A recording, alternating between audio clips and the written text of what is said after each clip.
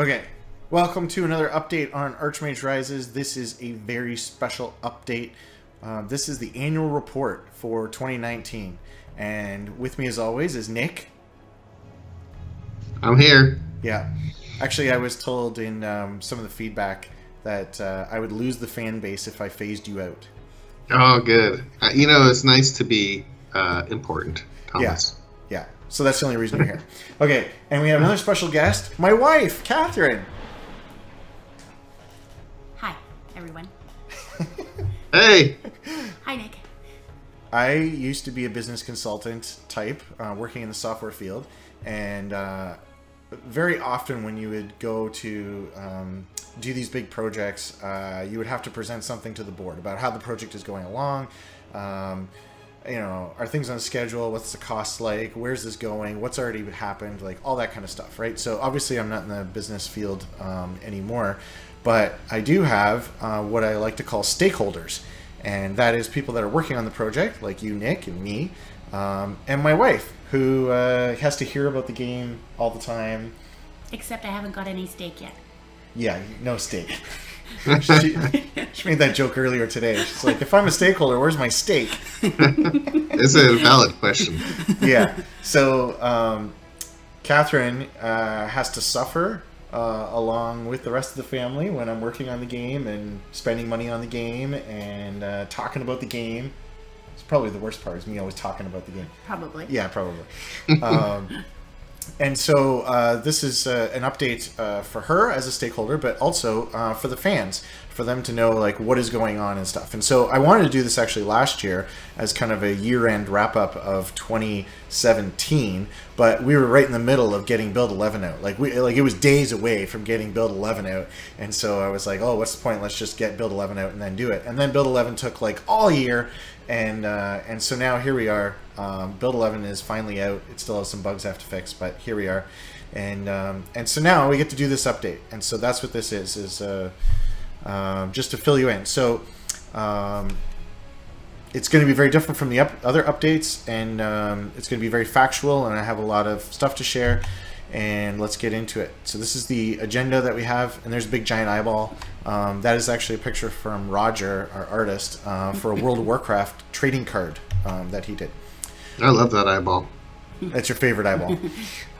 Okay, so we're going to review the effort from 2017 and 2018, mostly 2018, but I'm going to touch a bit on 2017.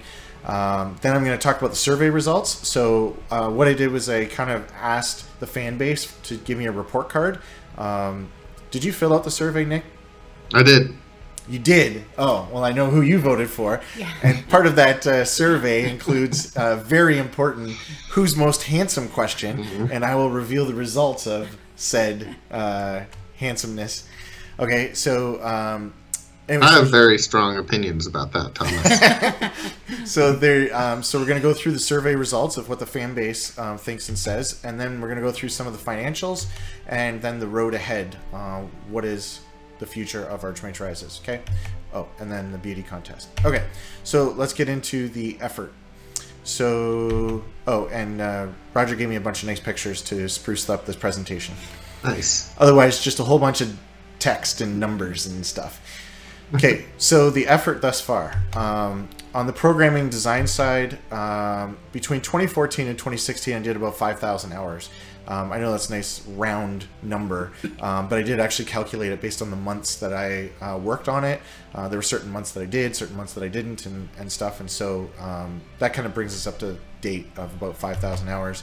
Then in 2017 and going forward, well, you joined in 2016, so you're part of that kind of 5,000 hours. Nice. You made it in. That's a lot of hours. I like to know that I'm part of that, Thomas. Yeah, you're part of the 5,000. Okay, so then in 2017, Nick did 2,122 hours, and I did 1,200 hours. And you'll see this over and over again, that Nick is basically a better worker on the well, just overall, he's a better worker. Now, somebody's got to design.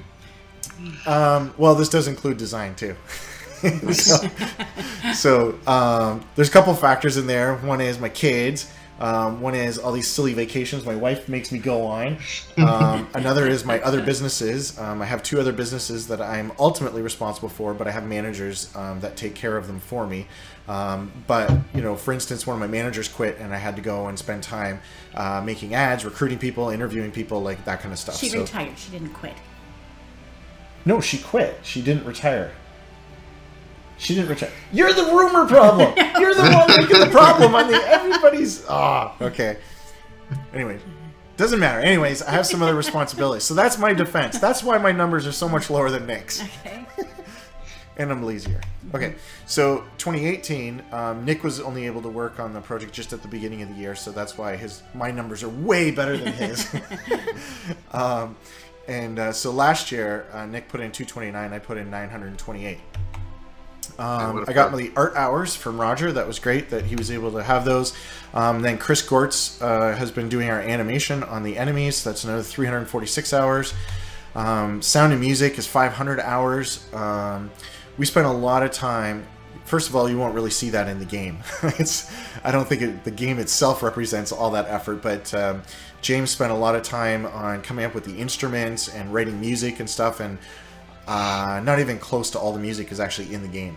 It's really terrible, actually. We should do a better job at getting his work in. Look, the guy's put 500 hours in. We put in about 6 hours of it in the game. I don't care if we see the music. I just want to make sure we're hearing it. Okay, yes. So, anyways, it's a total of 11,602 hours have so far gone into Archmage Rises. What do you think of that, Nick?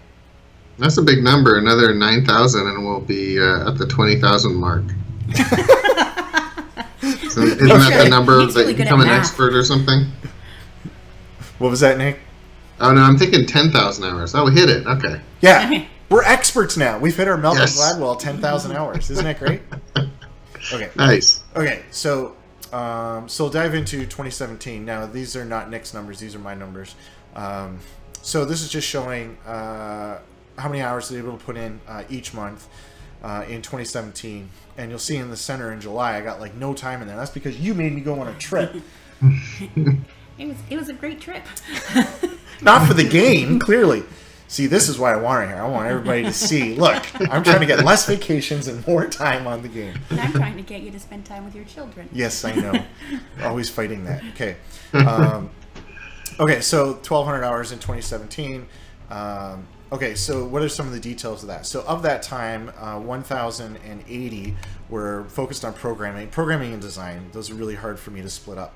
I completed 55 tasks that year, and here's just a couple of the top ones, like the biggest ones. 168 hours on the history generation, 121 on the problems or the quest system, 72 on hunger, 73 on NPCs, getting them to like do things in the world. There's 50 hours of project management. That's basically yelling at you, Nick. Just like, hey, only 50? yeah, only 50. And then releases. Now, I only did one release in 2017. That was in March of 2017. But anyways, it took 41 hours in order to like package it up and test it and all that stuff. And so, hey, that's why I don't do releases, because there's look at all the time that goes into that. And 173 hours in doing video updates on the project. So you can see almost 20% of my time was spent on doing these video updates, just to keep people in the know about what's going on. I'm not complaining about it, just saying that that's something that went in there. The other thing is about these hours that I'm tracking. The hours themselves are actually very accurate.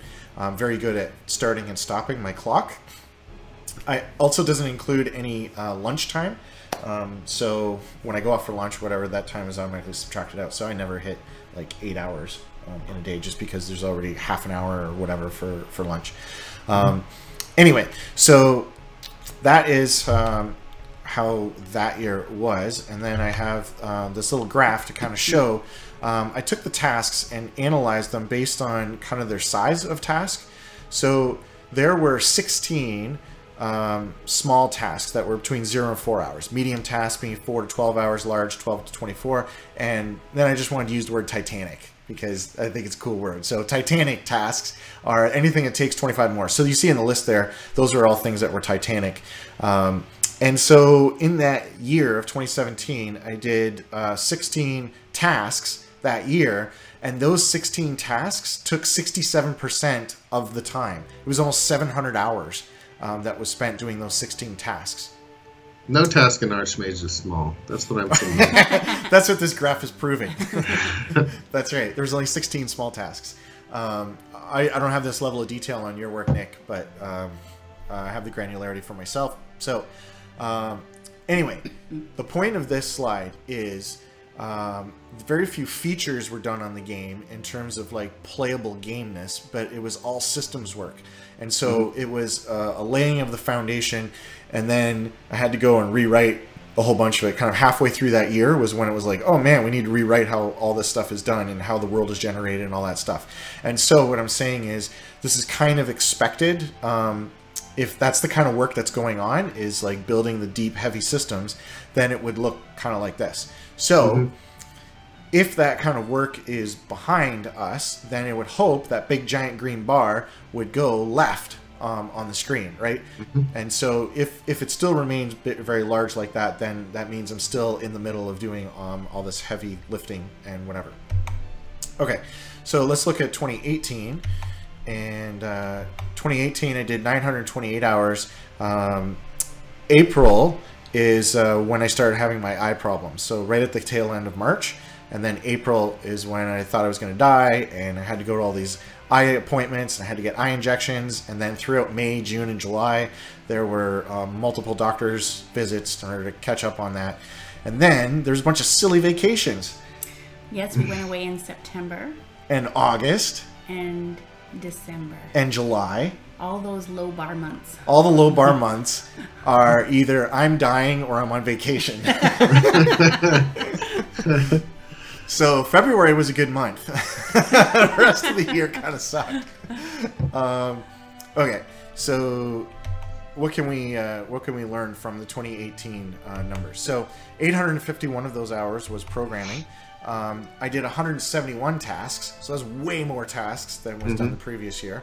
And then a couple of highlight things. I spent 84 hours on the problem quest system. 66 hours just on builds and bugs. And as we all know, there was only one build that came out last year, build 11. Well, I guess there were kind of 3 iterations of that, 11.1, 11.2, 11.3. Well, I guess an 11.0, so it's 4 iterations. But anyways, doing builds and fixing bugs takes a whole bunch of time. I spent 42 hours in the economy and working on the monster patrols. And the new AI task system, which really improved a whole bunch of things. And then I spent, because I had spent so much time on video updates previous year, doing them weekly, I was like, you know what, I think we're going to do them every other week now. And that's worked a lot better. You see, I cut the time. I shaved off almost 100 hours. Now, it didn't actually go to the top line of programming. I just started screwing around for an extra 100 hours. But that was the idea of going to every other week. So I think I'm going to continue doing every other week for the video updates. And now we have another fancy little graph here that shows how many small tasks I did. So these are features that went into the game. So something like the joke system, or being able to give an NPC a hug, or having a random encounter, being able to sneak back to a goblin lair. Like all those kinds of tasks are in those medium to small range. And you'll see that I did a whole bunch of the small ones. And then the green bars are the percentage, like how much time that year was spent on those things. So a much more even split, like 21% of the year was spent on small tasks, 14% of the year was on 3 big tasks, of which you see here, the problems, builds, economy. And then, so it's much more evenly spread in the center. And so when I looked at this, because I didn't know this before I started analyzing all of the reports, I think it's fair to say that I really am kind of past the big hurdles of like the big system building stuff, and now truly actually working on a game. Yeah, it's almost completely flipped. Yeah. So one of the things my wife keeps asking me is, where's the game is at, and when are you going to be done? Correct. And yeah, and so so what do you think of this? Yeah, and you had showed me some of these results earlier today, and it looks like in rehearsals? Yeah, it looks like you went from Titanic to small. So now your time is being spent over at smaller, more small tasks are getting done. But I suppose your percentages, your medium and your large, are still staying at 33%. So you're still kind of in medium and large tasks, but less of your time now is in Titanic tasks, so it looks like those ones are all complete or nearly complete. Yeah, so what this is supposed to show is things are speeding up. Yes. It shows that? It shows that more small tasks are getting done, so it looks like game completion is within reach? Within reach. Okay. Okay, the next slide. So here's some takeaways. The average task in 2017 was about 20 hours long, and the average task in 2018 was about 5 hours. So the tasks themselves got smaller. So what's important about that? The answer is I'm now working on previous work. Like I built the system, now I'm using the system to do something within the game. And so that's what I should see. If it was the other way, then we would have problems. I have technical debt, I have broken systems, I'm clearly not done working on the systems, that kind of thing. So that's why that number is important. The next thing is the number of tasks and the task sizes. So I was able to analyze it and say, oh, okay, a Titanic-sized task is 37 hours on average. A large task is 16 hours or 2 days on average, 7. And then a small task is about 2 hours, right? So a quarter of a day. So by having these numbers, when I go to try and estimate how long is it going to take me to do this build, or how many things can I get done in this sprint, or when is the game actually going to be done, these are the numbers that I can use to estimate that, right? Like I can kind of eyeball it and say, oh, that task is kind of a medium task, or that task is a Titanic task, right? And then hopefully it's, obviously still guesswork, but hopefully it's an educated kind of guess. Mm-hmm. Okay, so now we'll go into the survey and what people actually think of me. Okay. It's very short. Nobody likes me. Okay, so we had 32 respondents. Now, I really hope to get to 50, but I'm not sure if the results would really be much different if we were at 50, because I was popping in every once in a while to look at it, and the results were still basically the same. People were just answering in the same ways, so that was kind of nice to see. So the first question is, how long have people been following? And it was interesting that we have even split between people that have been following it for a year or 2 years or 3 or more years. So, yeah, not too many people that were really brand new. So there's two kinds of people that are interested in Archmage Rises. And so I've broken them out into two groups. The one is the people that are right involved in the game, playing builds right now, interacting on Steam about features, questions that I have, making suggestions, that kind of stuff. So I call those people players. Like, those are the ones that are actively playing the builds as they come out and giving feedback. Then there's people that I call followers, and those are ones that are just watching the video updates, maybe not even all of them, just every so often, just following it. They haven't played anything, they haven't even necessarily bought it, pre-ordered or anything like that, and that's totally fine. They're just tracking with this thing and really want to see what this procedural simulator role-playing game could actually be. So 70% of the people that responded were players, and 30% of the people that responded were followers, and they actually have different results. And so that's why I asked that question at the beginning, was have you actually played Build 11 going forward? Okay, does that make sense? Mm-hmm. Okay. Okay, so the first question that I had was, how much fun are you having in the first hour? For the players, they ranked it, so the highest on this was having fun. Okay, so 80% of the time in the first hour they were having fun, and then the second highest is moments of fun, and then there were some other options, and then there were people who are like, I'm not having any fun. No fun. No fun. Okay, so the first one is the players, and you see almost 20% were having fun, like the highest thing. They were really having a lot of fun. And then the large majority of people were having moments of fun, the 60 kind of percent range. Okay? And then there were 13% that were like, I'm not having any fun with this thing. Okay? So I think that's pretty good. What do you think, Nick? Yeah, I'm glad that the moments of fun is higher than the rest. Yeah. I'm glad that most of the pie is tasty. Yes. Yeah, so if you add those two, having fun and moments of fun, you add those together, 80% of the people that played Build 11 were having fun. Okay, so those are people that played. The people that haven't played, that have just been watching, like the video updates and stuff, right, and making their judgment based on that, or maybe these are people that have played Build 10. I can't be sure, but I think that these are people that are just kind of watching the updates and seeing what's going on and making judgments on that. They basically had similar results. Mm-hmm. So that's cool. So the next thing was I asked people to rate areas of the game, like areas of functionality, and rate it on a scale from 1 to 5. Okay? So the simulator is 3.74. And now a lot of people do star systems, and so I thought we would do a fish-based system. So 3.75 fishes. Okay?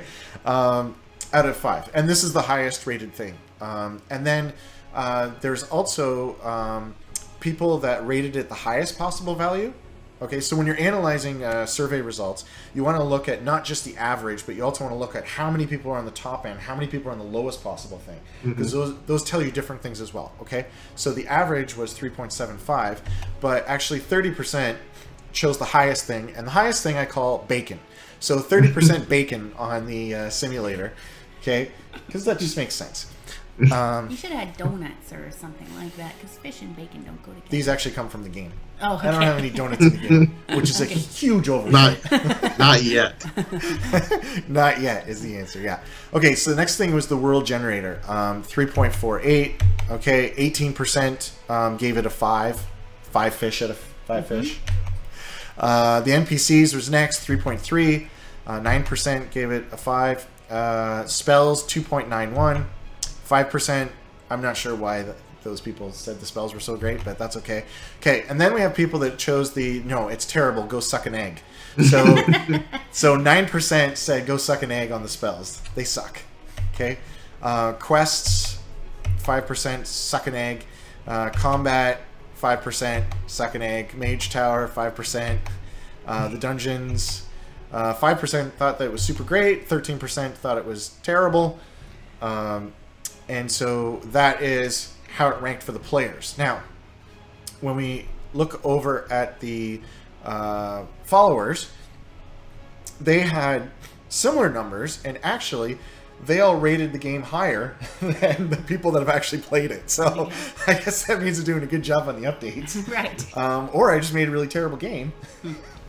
And so a couple of things were different. Like, so people that are watching think the combat's actually the worst, versus people that have played it, and people that are watching think the Mage Tower is actually pretty good and pretty cool, but people who have actually played the Mage Tower don't agree. Right. So that's the interesting thing about this. So this was important to me for a couple of reasons. One is I know what I've put a lot of effort into, and the things I've put effort into is the simulator, the world generation, and the NPCs, and both groups of people rated those fairly highly, right? I wasn't expecting any 5 fishes on any of these, but they're definitely above average, and so that's nice to see. The things I put effort into, people responded by saying, hey, those are pretty good. Okay, look at all the bacons. Maybe you could have had mugs of beer instead of fishes, because bacon and eggs go together. If you make your own game and you make a big annual presentation, you can put any icons you want. I just don't think fish and bacon and eggs go together. Well, it did at 3 o'clock today. Okay. Okay, so this is why you're not on the updates. It takes forever to do a whole update. Okay, so so that's one of the things. So second thing that was really good to know was the things I didn't spend very much time on, people didn't think were very good, right? So so both of those things are true, are aligned, right? And so that makes me feel good, right? If I spent a whole lot of time on something and people thought it sucked, that's pretty terrible news, both for me as a designer as well as managing the project and stuff. Effort is aligned with expectation, quality, right? Yeah. What do you think, Nick? Yeah, that makes sense. So where's the time to be put in? At the bottom, or keep going for the top? Yeah, that's a good question. I will answer that soon. Okay. So then I asked everybody, how done do you think this game is? Right? Just based on what you've played or what you've seen. And the people that have played the game, on average, said 52% done. And the people who have not played it, just watched, have said on average 47%. So digging into that a bit more, one person who's played it said it's 20% done, and 2 people said it was 80% done. And then you have the rest of the range in between. On the followers, they rated the 2 lowest votes were 25% done, and the highest vote was 70% done. So my feeling is that the game is about half done in terms of effort and trying to get the features together and stuff. My feeling is we're about halfway, and it was nice to see what the players thought, right? And they basically said, yeah, this thing seems to be about halfway. So again, what I think and what the players think seems to be aligned. So when people ask me, it's not halfway in time. It's not. No, it's climbing the mountain. We're halfway up the mountain, right? Basically, right? Because there's the first 99% and the second 90%. Something like that. Okay. Yeah. Anyway, so yeah, that's where we think we're at. We're halfway. Oh, this isn't gonna be good. Okay. So now we can talk about the financials. So a couple of things to note as we go into this. I started in 2014 when $1 Canadian was roughly 90 cents US. There's like a very small exchange rate going on that. And it was 0.66 euros. So Nick and the musician and the writer and the animator are all in the US. And so I have to pay them in US dollars. And then Roger is in the Netherlands. And that's why I have to be aware of the euro. I actually pay him in US dollars, but anyway, it matters. And so in 2019, right now, $1 Canadian is 70 cents US. So all my expenses have gone up by 20% over the time that I've been working on the game, except for Roger, who's been the same. So that's nice. So the reason that I put this here is because for those of you at home that are watching this, if all my numbers are in Canadian dollars, and one reason for that is because I have to do my taxes in Canadian dollars, so it's easy to access all the numbers there. So if you're an American watching this, you could just kind of take a third off of the numbers that you see, and if you're a European who's watching this, you can kind of take about 40% off of it, and then that gives you an idea of what it is. Does that make sense? The euro's pretty stable, huh? Yeah. Yeah, you should move. You should put everything you got in euros. There you go. Or the Canadian dollar is just unstable. We should get out as soon as we can.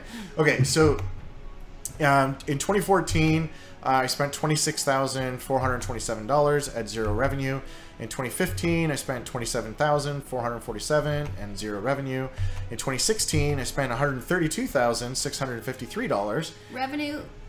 Yay, revenue. There's some revenue. Yay. So $5,239. So there was a number of things that happened in 2016. One of them was hiring Nick. So Nick costs $110,000. No, not really. So the first thing was I hired Nick. He worked full time on it starting in February of that year. And that's when we were jamming for Gen Con. There's putting it to the booth, all the material for the booth, like the crate. Transportation, travel to 2 different game shows. I had to transport the booth between 2 different game shows, the hotels at the 2 different locations, and there was more art and stuff. Like it was a big year that year, and we decided to move up here as well. That's true. Which was utterly ridiculous, but anyway. And the revenue there, it comes from 2 sources. One is from our Gen Con booth where we were selling Steam keys for the very first time at Gen Con, and also from we finally made the game available for pre-order to all the people who have been following on the newsletter and through other sources. So that's where that comes from. And so now I'll dive into 2017. And so in art, I spent $16,427. Coding was about $55,000. Now, coding includes Nick and Unity assets and a bunch of other things. Advertising, I didn't spend very much in. Oh, that's another big expense in 2016. Remember when I hired the PR company? Oh, yeah. Yeah, and so the PR company, we were doing the Greenlight campaign, and we were, there's a whole bunch of stuff going on in that. And we prepaid some stuff that actually I still haven't used. Oh, good. Yeah, so there's we have a credit somewhere. We do. We have a credit. We have a sizable credit at the PR firm. And stuff. So anyway, so advertising has been very low, $268. Travel, $1,700, and then other stuff there was $6,000. So in total, I spent $80,000 in 2017, and revenue of $3,580. That went down. It went down. If I would have spent $50,000 more, I probably could have got $1,000 more revenue. I noticed that, the differential between the expenses and the revenue is better for 2017 versus 2016. Okay, so we're on the right path. All right, yes, 2018. Okay, so that's 2017. Yeah, so 2018, art, I spent $9,100. Coding, I spent $7,000. Advertising, $129. Travel, $6,233. It's pretty high. That includes my travel out to Portland, which was actually quite expensive to go 5 days there and 5 days back, right. Plus the 31 days or whatever that I was there and stuff. But boy, did I eat a lot of donuts. Actually, if you cut out the donuts, I think I only spent $233. Okay, and then other stuff is another $6,000. For a total of $28,000 that we spent just in this past year. Mm-hmm. And revenue through pre-orders, another $2,451. Yeah, the percentages there look better. Yeah. Okay, so bringing it back to the totals then. So in total, I've spent, so have you, $295,000 on $11,000 of revenue. I'm just trying to not think about it. Oh, okay. Yeah. So one of the questions people immediately have is like, where'd you get this money from? Yeah. Okay. Part of it is I'm just living off my wife. And that makes her a stakeholder. That's not getting any steaks. Yeah, no, I'm not getting any steaks.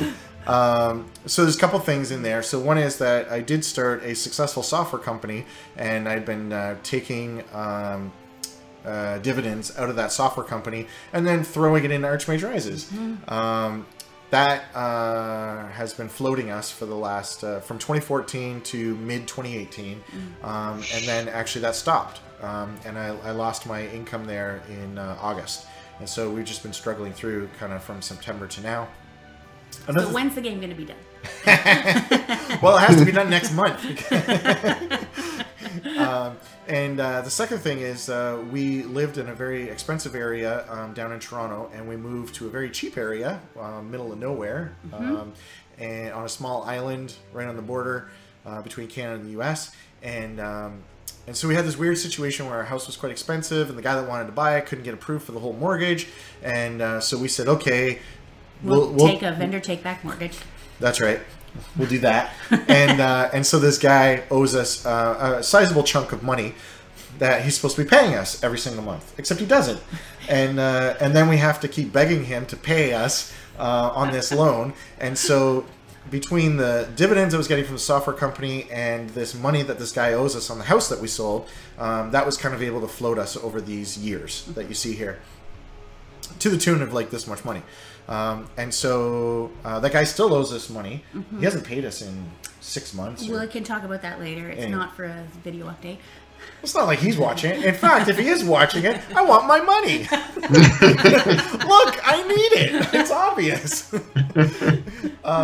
Anyway. That might not be very polite. But anyways. But it's true. I want my money. Okay. Anyway, so that's the situation that we're in, but we're able to struggle on, continue with developing the game, especially at these much smaller numbers, not at the 132,000 a year. That's actually nice to see, the smaller numbers. Yeah. Mm-hmm. So anyways, that's the budget going ahead, is these smaller numbers. So one thing that means is everybody's stuck with just me working on the game. Right. Except Roger doing some artwork and some other things stuff. But I clearly don't have money to go hire 2 more programmers in order to speed things up. Oh, and also in that, there is $0 in all those expenses for me. I have not been paid a cent from working on Archmage Rises. Right. The $11,000 of revenue just went over to the other side. Those are all out of pockets. Yeah, they just went to like Nick and Roger and Chris and other people working on the game. So, any questions, Nick, on the finances? No, it's always cool to see postmortems. Although the game is not done, so I'm expecting a much more positive postmortem in the near future. Especially in the revenue column. Yes. That's right, yes. I hope there's only one more of these annual updates, and the total expenses is very close, and then the revenue is ginormous. Yes. I'm just happy if they're the same. I know. At this point, we just want to get our money back. Yeah, the same would be very good. But then I can make the sequel. Right. That's right. Yeah. Any questions or comments there, Nick? No, like I said, you know, as indie dev, I see a lot of these like postmortems and stuff, so I find them very interesting. Well, that's Cool. one reason why I'm sharing them, because I want to be helpful to other indie game devs. There's definitely other indie devs that are following the game, and if this helps them, I'd like to know if this was helpful. Absolutely. Okay, so the road ahead. Where are we going with this thing? So another question that I asked in a survey was, do you think that this game will complete with the promised features? Okay, and people who've played it, 82% said yes. And people that are watching, 77%. So basically we're at 80% of the fan base believe, yes, this game is really happening and it's really going to meet all the features. And I was really pleased to see that result. That's one of the reasons I kept checking to see like what people, not what actual individuals were doing. Of course, you can't see that because it's anonymous, but I just kept checking in to see, you know, what do people think? Like, are people like, do they believe in this or not? And so it was nice to see the 80%. That was really my happy number. I was like, I hope it's over 50%. I'd really be happy if it was 80%, and we're at 80%, so I'm happy. This is the Faith Pac-Man. The Faith Pack. That's right. That's very good, Nick. On the players' side, there were 6 people that were 100% sure that this game will complete with all promised features, so that was nice. On the followers, there was one guy who was only 10% convinced, and 2 that were 100. Well, it's ambitious. I can't blame them for being a little cautious in their estimation. That's right. Okay, so the next thing that I asked was what people wanted for build frequency, what they were happy with. And I was really surprised to see people say as needed. Like, look at the as needed on both of them. It's like ginormous. Yeah, that is crazy. I didn't say that. I want my builds monthly. I know. If there was a daily option, I'm sure you would have picked that. So I looked at this and I was like, wow, okay. People basically want to play when there's something worth playing, as opposed to like, I'm playing this thing all the time and where's my updates with my bug fixes and stuff. So what I've decided from this is, if you take the monthly and the as needed and stick them together, that's 86%. It's almost 90% of the people are okay with a monthly build. So that's what I'm going to be targeting going forward. Okay, I put an option out there for every 18 months. Nobody picked it. I was very disappointed. So I guess we won't be doing that anymore. And I'm going to be targeting monthly builds, which you'll see more of in a second. Awesome. Okay, then I asked, what should the next build focus on? And 24% of the players said the world simulator, then the dungeon, right? So and then it goes smaller all the way around. So they wanted to focus on the world sim, then the dungeon, and then there was a small thing for spells. Now, for the people that are watching or following, they want to see the world sim and the dungeon and the world gen and combat as well. It's funny to see the difference between the players that played with the tower. They're like, you need to work on the tower, versus the people that are like, nah, the tower looks fine. Right. So this was interesting, and if you look at how people rated the functionality, like how they scored it, dungeons and combat were the 2 that were scored the lowest. And so dungeons showing up as the second highest number in both of these, and combat being the 4th highest number in these. Okay, so builds. So what I'm going to do is I'm going to work on combat and dungeons first for build 12. And you might ask, well, what about people asking for the simulator and the world generator?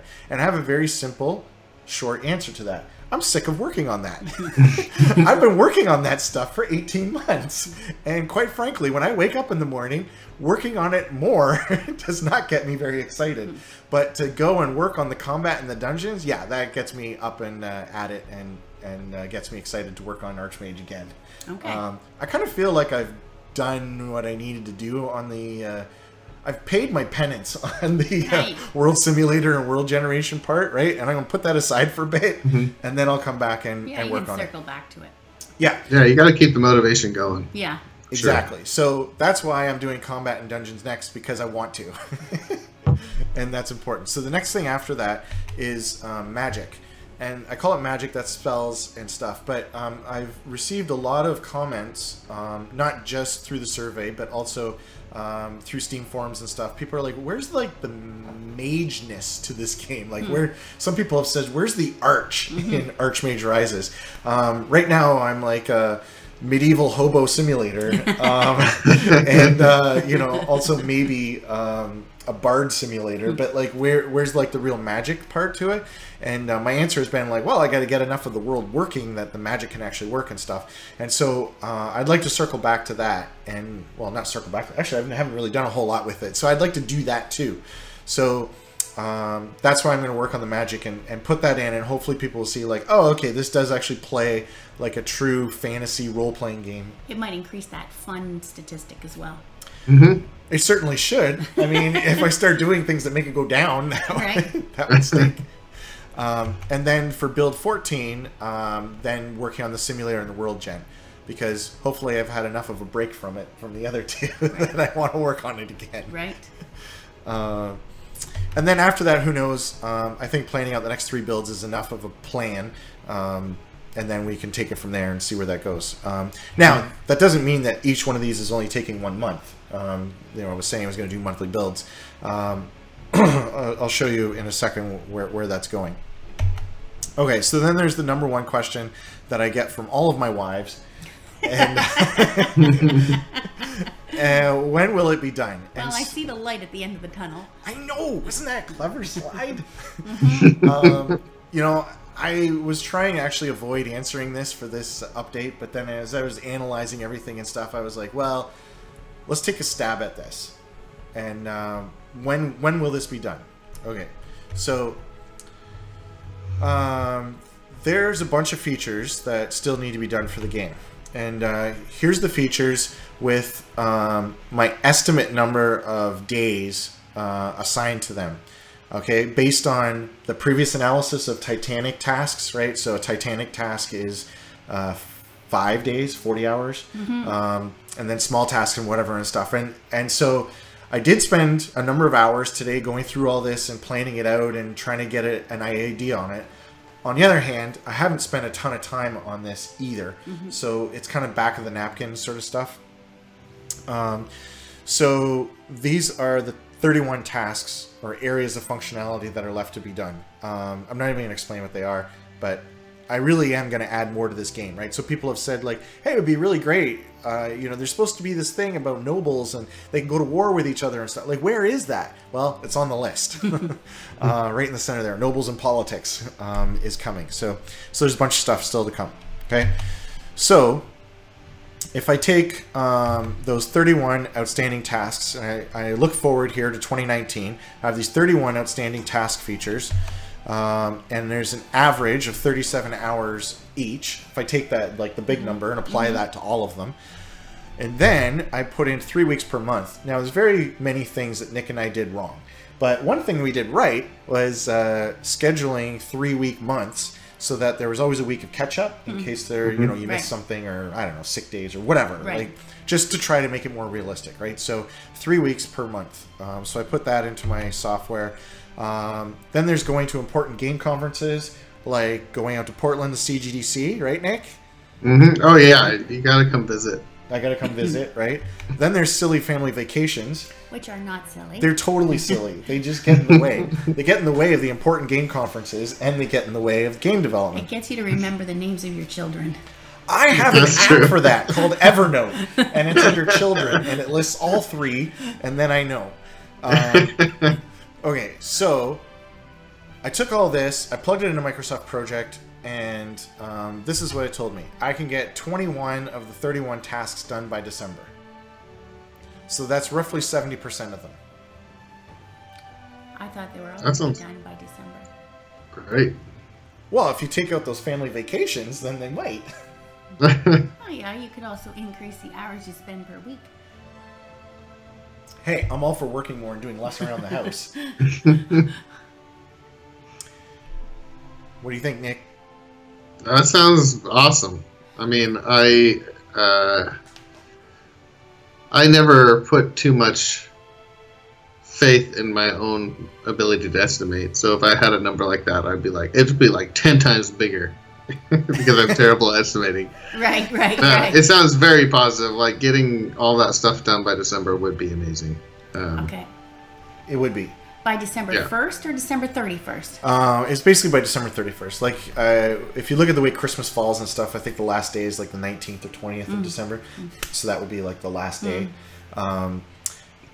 Okay, so I think it's a realistic goal for this year. Maybe it's not 21, maybe it's 19. Whatever. It's a lot of the 31. Right. Okay.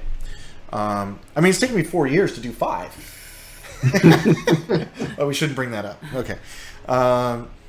Okay, so I'm thinking that if I do that, it doesn't matter which 21 of the 31 I get done. That's still most of the game. Like, most of the game is done. Right. There's still obviously some holes, right? But only, 20% is missing at that point. So then I think that it would be a good idea to go early access. And so what I'm thinking is to go to early access January of 2020. What do you think of that, Nick? I think that sounds awesome. Nick's been pushing for early access on Archmage for a while. Well, at least now it's deadlined. Yeah, I mean, I just think that a game like this is, I've heard it said that art is never completed, only abandoned. And I feel like a game with a system like this has infinite expandability, right? So, like, how are you ever going to call it done? If it's an early access, then you can add on to it over time. If it's, if people are playing it and they really like it, then the game itself will fund it as it keeps going. So to me, it makes a lot of sense for the type of game it is. Yep. So there's a couple of reasons that I haven't gone early access yet. So the first thing is for anybody who's pre-ordered the game, or anybody who's wanted to pre-order the game and couldn't figure out how to do it, there's a complicated process into doing that. I mean, it's not super complicated, but you can't just get it on Steam. You have to go to my website, then you have to order it, then you have to get the Steam key, then you have to go and activate the Steam key, and then like it's all private and it's not really advertised that you can pre-order this thing. And that's intentional because I wanted to keep the group of people that I disappoint very small. So that is true, but also I wanted to keep the voices small as well, in terms of like everybody has a voice, right? But if I have 1,000 people that are on the forums every day, it's very hard for Will Sama to have his voice all the time, right? I'm not complaining he does, but it's just I'm pretty happy with I could probably rhyme off 15 people that have contributed significantly to the game through the forums, right? If there were 1,000 people, I would have 70, 100, or whatever people that are like doing that. And so I just wanted to keep it a small group at first to kind of steer it. And then the second thing is I think early access is for finishing and polishing a game, not for developing a game. And so Darkest Dungeon is a great example of a game that just showed up on early access and was basically done. Like, because many people were like, I thought it was done, but it wasn't. There were still, final dungeons and a bunch of other things to do and stuff. But they used that time and that audience in order to polish and finish it off. And so I think that if I do the 19, 20, 21 tasks this year, then the game is much more representative of what it will be when it's finished. And so people go to early access, they're getting essentially the whole experience. Right. It's not the whole experience, but it's close enough to the whole experience that they'll pay the full price, not $10 or $5 or something like that, which Steam tells you to do. And so that's why I think that January. So when I was talking about finishing it by December 20th, well, then I'm not going to go release it on early access for the first time on December 21st, and there's a lot of noise around that time. So probably wait until late January in order to put it on early access, because I want to be able to support it and stuff. I don't want to be on vacation like I always do. Just throw out a build and go on vacation. So I think that that January 2020 is when I'll go and approach streamers, and I can give them the early access keys, and then we can start to see hopefully a bigger influx of people. there have been people that have said to me in multiple occasions, different people have said, how come I'm the only person who knows about this game? Right? Like, this is a really awesome game. And how come it isn't splashed here? How come it isn't there? How come this guy isn't streaming it and stuff? And the answer is what I said earlier. I just want to keep the small group of people that we're all working on this thing in the same direction and stuff. And then we open it up. So this is the kind of open it up part. If I can get these 19 or 20 things done. Again, too, if you open it up to a larger audience, it's just more noise coming your way. Well, if you put out a lousy build, then you get 55 emails instead of 5. Right? Right. Yeah. Right. I've been through that with my software company many times. Right. Yeah. So that's what I'm thinking for that. And so then the big question is, so when do I think Archmage Rises will really be done? And based on what my Microsoft project thing says, with the 3 weeks per month and all that other stuff, the answer is April 2020. So roughly 3 months after early access, then it's done. So, am I going to hit that? Maybe. Yes. Maybe. Hopefully. Yes. Yeah. I'm trying to answer questions here. I'm not trying to make promises, if that makes sense. Oh, yes. Okay. Right? So, for the last year, people have asked, when's this game going to be done? I'm like, I don't know. Well, I don't know. still think that if the builds are more regular, they'll be happier people. Mm-hmm. Well, Nick will be. Right. I will be, yeah. I don't know about anybody else. Yes, daily builds for Nick. Nick, I would give you a daily build if I knew anything about computers. I know you would, and that's why I wish you were driving this boat. I'd get new content. It'd be great. You are a clever man, Nick. Yeah, that's right. Okay, so yeah, I don't want anybody to take this as a promise. I'm trying to do my best at providing a realistic estimate. Does that answer it? Yes. Okay. So But now I think you'll have happier people with giving them builds in shorter increments. Mm-hmm. Yeah, totally. So we don't have to wait for April for that. And that Right. makes me happy. yes, yes, that's totally true. Okay.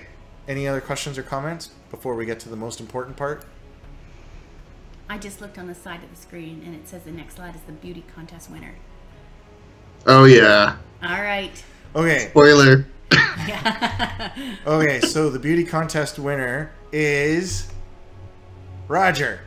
Oh yeah. Oh. And this is the portrait that he sent me when I asked him for it. If that was what I had posted, everybody would have voted for that. It's a spitting image. He's clearly more handsome than Nick or I. I voted for him.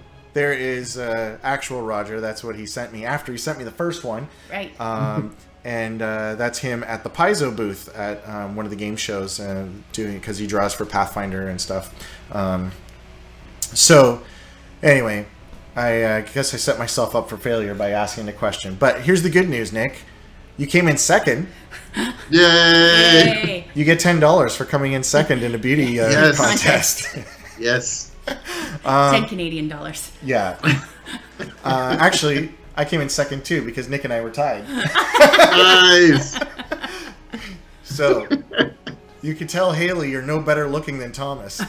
Well, we can split it then, I guess. Yeah, $5 we both each. get $5. Yeah, exactly. Okay, so that is 2018, the wrap up. That's a good wrap up. You Yeah. did a good job. So what do you think, Catherine? I think you did a good job. I just said that. No, what do you think of what I've laid out here? You know, some of your questions, concerns that you have. You're like, oh, this game, or forever spending time and money on this thing. Well, I'd like you to be finished everything by December 31st, but I mean, April's not too far off. And what you said is it's kind of going to be 100% by December 31st, and there's just a few features that are missing, so I can live with that. I never said 100% by the 31st.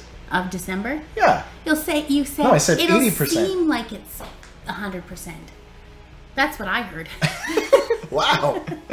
That's what I was hoping. Yeah. No, well, that's what I was hoping, but you It'll said feel like a full game experience. it'll feel like a full game experience. Yeah. That's But and there'll then still you're- be missing chunks. Yes, missing chunks, but I guess I just don't understand what that looks like because I don't play computer games. Well, you know, you're playing Mario, right? You're running along, and I then don't you play Mario. and then you jump, and then there's just no more level. Like you just fall down a hole. That's right. That's what it'll be like. We'll play like that. Right. And you're like, hey, I sure am glad with this first, bit. Too bad there's missing chunks. Right. No, I think everything looks good. Yeah. I'm really happy that there was a light at the end of the tunnel. Oh, so you think I should keep working on it? Yes, I should. Really? I'm only 11,000 hours in. Yeah. Yeah, we need that extra. Yeah, but it seems that the last part of the game will build quicker than the first part of the game. For sure. Yeah. I don't think anyone in game development has ever said that. I think they've always said the last part was harder than the first part. But in our case, we rewrote most of the game over the last 18 months. Right. And I don't plan to do that anymore. Right. Mm-hmm. I mean, I do plan to rewrite how the dungeons and stuff work, but that's like a very, very small, contained piece to be rewritten. Yeah, and I'm sorry if I yawned during the video. It wasn't about the talking at all. It's just that you're filming this really late at night, and I get up pretty early in the morning. Yeah, we decided to do it on GMT time for some reason, so it's 4 a.m. As we record this. And that was for Roger's sake, but since he's not part of the call, I don't know why we didn't change the time. But anyway, congratulations, Roger, on being the most handsome person on Archmage Rises. And my wife is falling asleep, so we'll end this. Okay? I hope this was helpful to the fans, to everybody who's interested in the game, and people who just do game development in general. Okay. Bye, everybody. Bye. Bye.